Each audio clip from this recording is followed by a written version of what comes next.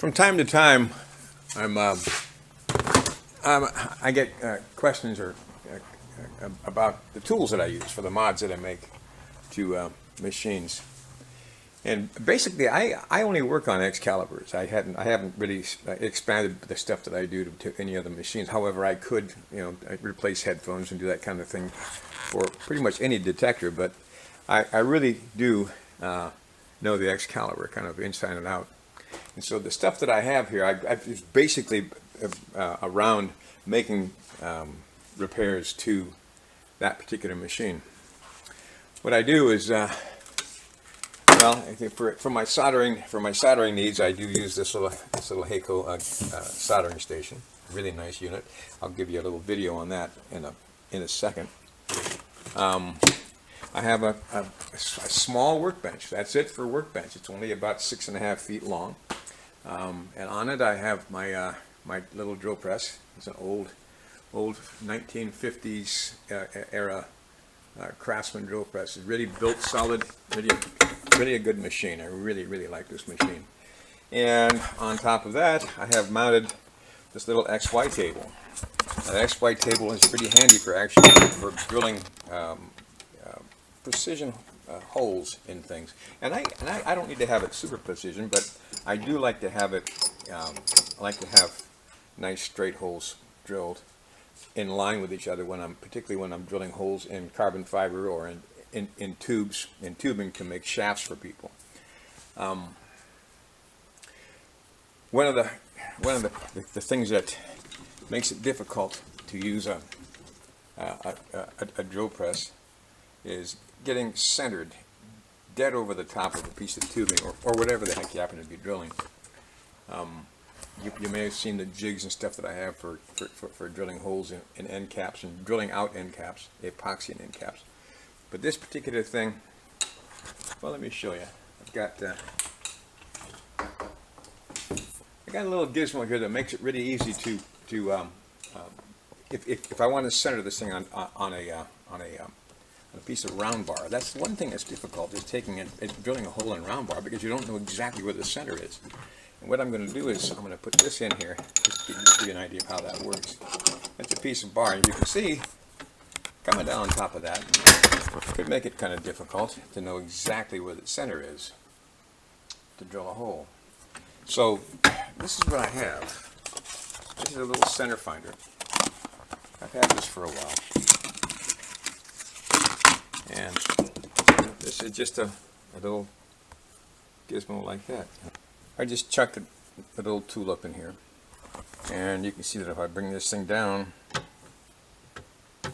on top of the pipe, on top of the tube, all I got to do is just move this thing back and forth until that centers it on that thing. See that?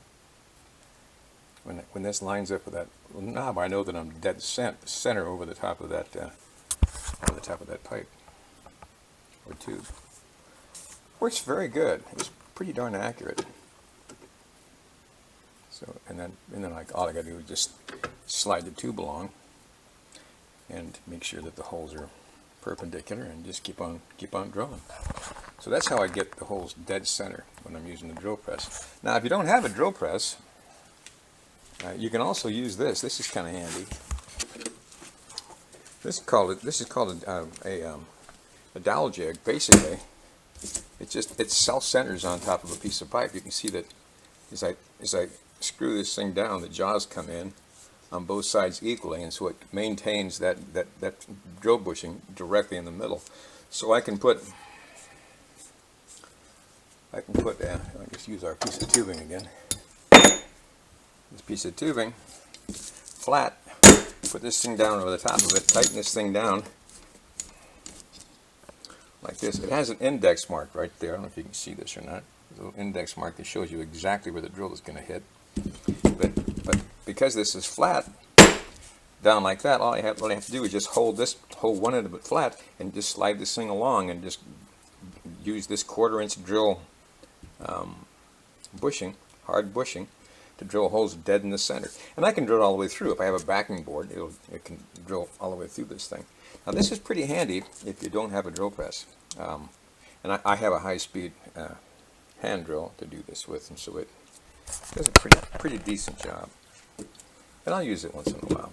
And these are relatively inexpensive. You can get them for like around 30 bucks, I think, on eBay. Very handy little gizmo for drilling holes dead in the center of a dowel, or in my particular case, a carbon fiber shaft. So that's what I do with that. The other thing on when I'm using a drill press is one thing that you have a difficult time with sometimes is getting the drills directly over the top of a place where you want to drill. I mean, it's kind of hard to know exactly what that when you're right on target.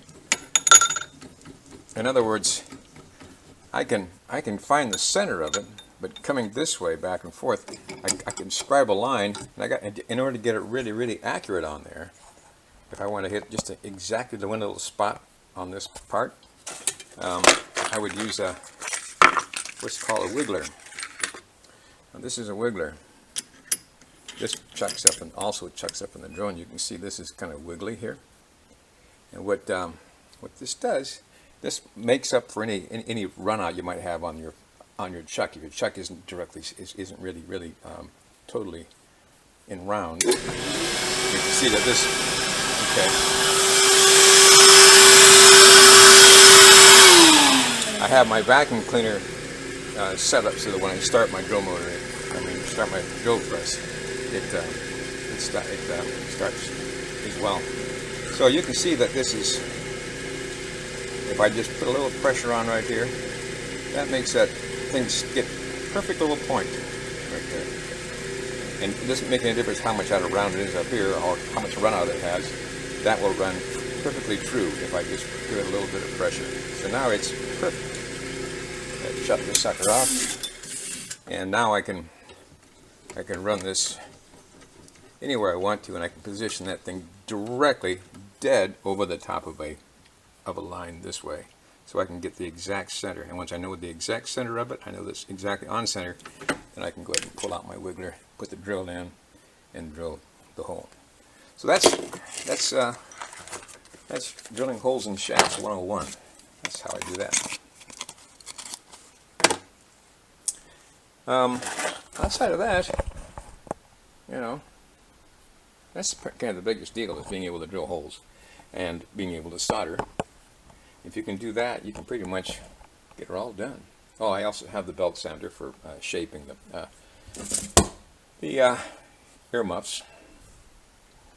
And for just soldering tools, I have this nice little pan of ice, which is very handy for holding circuit boards and stuff while I'm soldering. This little helping hands thing, which I use occasionally. I'm not all that fond of it, but it does work for some things. This is a little butane torch. I use it for heat shrink when I'm in a hurry. I've also got a heat shrink gun, a heat gun, which I use most of the time. But for just little quickie getting it done things, I do use that. And I have a little bench vise, and that's it, man. That's the workstation. That's where all the magic happens. So, if you have any other questions, if you'd like to discuss this with me, just let me know. Leave a comment, and I'll try to get back to you. For the most part, that's how I do the mods. Here's one of the most important things that I have right here. I wouldn't be able to see without this damn thing. So, that's it, guys. I'll get back to you. So, every once in a while, when I'm working out here, I get one of those aha moments. I've been soldering stuff for probably the better part of 5 decades.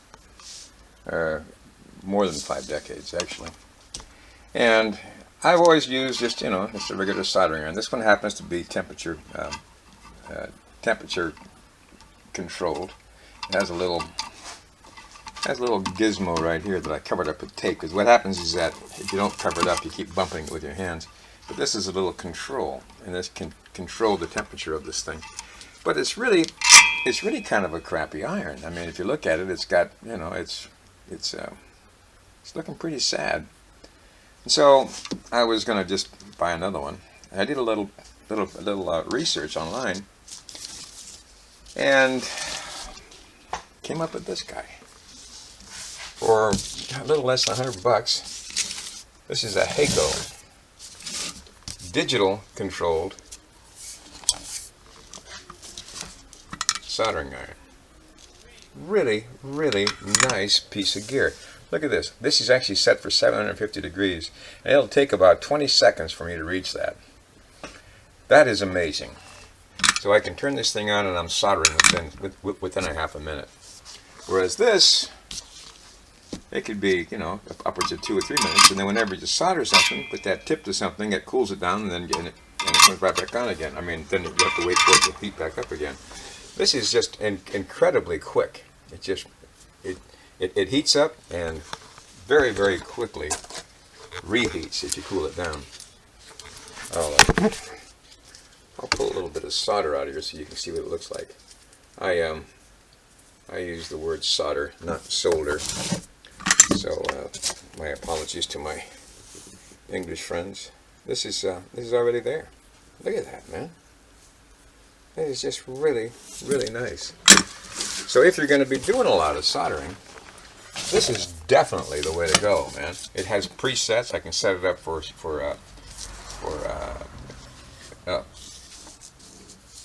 fluxless solder. What do they call it? I guess yeah, rosin-free solder, and different kinds of silver solder. So it gets a lot hotter than that if I want it to be there.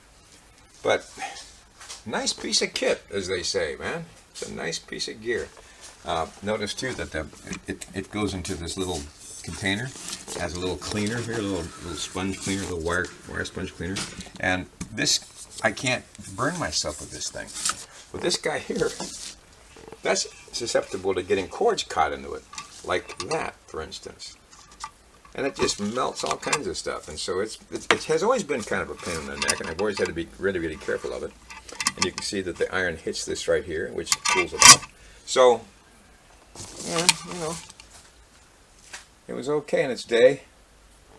But that's the new thing, man. That's my new gizmo. I'm really digging it. So, there it is. My 5 minutes of wisdom. So you guys take care. I'll talk to you soon.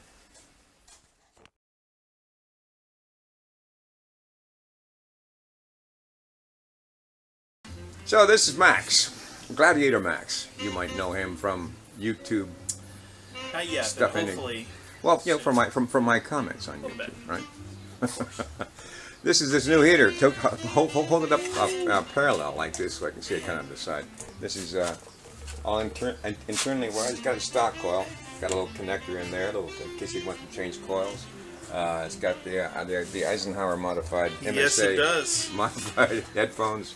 And this is all pretty trick stuff. It's very similar to what I have on my alternate MineLab, except that his is the second edition, which always is better, right, Max? Second edition. Mm-hmm. Until So anyway. Tony makes his better. So what do you think? This is great, Tony. Thank you so much. This is so light. I can't tell you how balanced this is right now. Compared Yeah, cool. to what we brought it in, I actually had the control box farther up. And this is so nice. I can't explain to you how balanced that feels. Having an over and under, that gets a little weighty sometimes, but somehow, with you putting the wire inside the shaft, I think you really did a great job with that. Reduce the weight, and these headphones, I can't hear anything in these when I have them on. So fantastic. This is just super fantastic. Good. And I didn't pay you anything, right, to say all this Not stuff. at all. Yeah, Not at all. And okay. Not at all. Thank you, Tony, for You that. betcha, Max. Glad you like it, buddy. You're awesome. Enjoy. Appreciate it. You bet.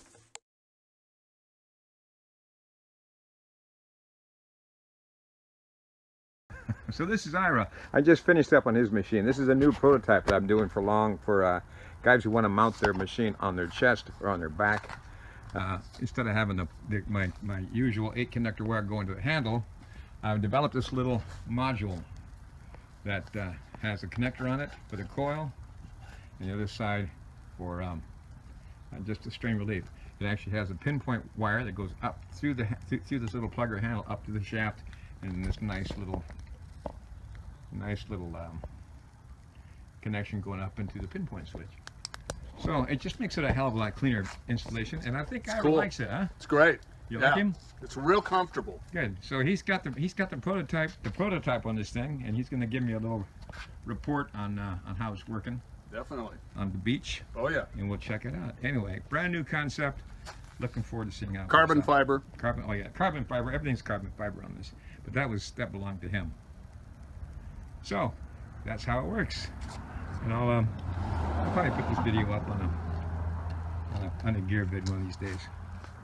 So good luck, buddy. Thanks.